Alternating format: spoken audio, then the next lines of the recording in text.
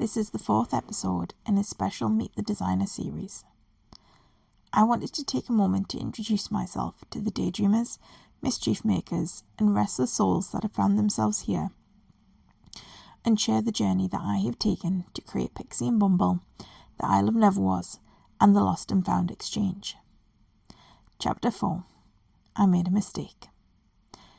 It had been a difficult decision to leave teaching, but I wanted a job that would give me structure and routine with less stress and free up my evenings so that I could work on Travelling Ava. I was working on a community project that was already in its second phase. I was picking up the pieces of a project that had been paused for about 6 months, and I had no clue what I was doing. 2 weeks of doing the job, I knew I had made the wrong decision.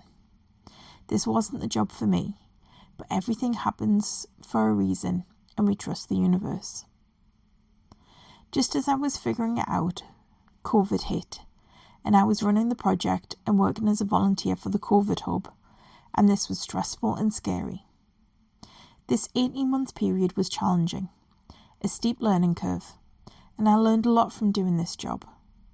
The skills and knowledge I gained during this time are invaluable. When I was thinking about my future though, I knew I wanted to be back in education. Gradually over this time, I was doing less and less for Travelling Ava.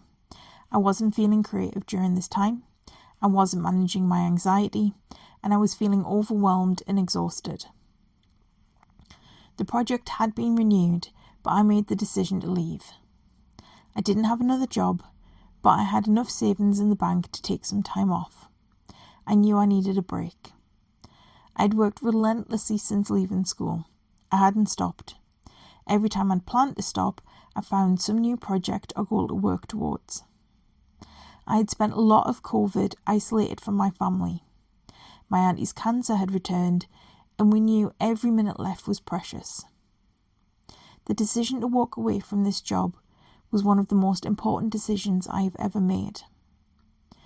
This was time I spent with my family, creating precious memories with my auntie. This also became a time for stillness and reflection. For this was the first time I was focusing on what I needed. I didn't have a plan. I didn't know what I was going to do next, but I did have a goal. I started to manage my anxiety properly. I started to reflect on my journey, slowly returning to the things that brought me joy and made my soul happy. I did a lot of journaling during this time. I hadn't given up on Travelling Ava and publishing my patterns and writing my stories. One of the habits I had developed training to be a teacher was to reflect on my lessons and evaluate what had gone well and what needed to be improved.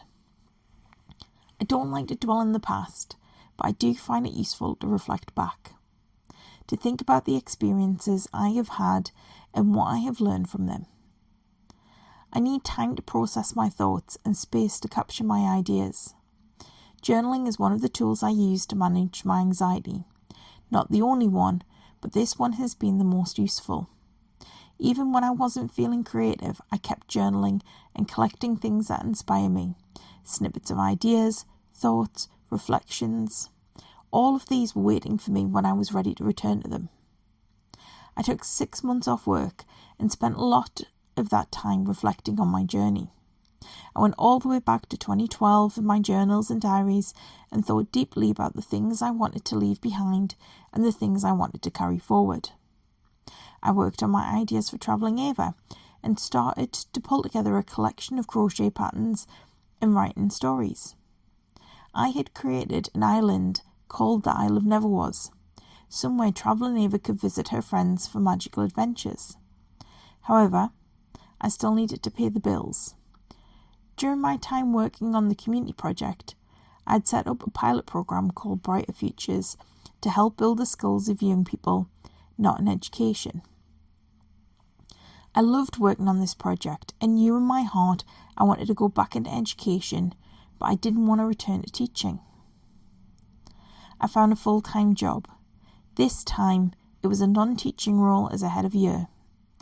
I didn't have much experience in a pastoral role, but my experiences, knowledge and skills from my jobs managing the community project proved useful for looking after 180 teenagers. it was still a steep learning curve. Thank you so much for listening to my story so far. It continues next week with the final episode of this special series, Chapter 5. Take care, daydreamers.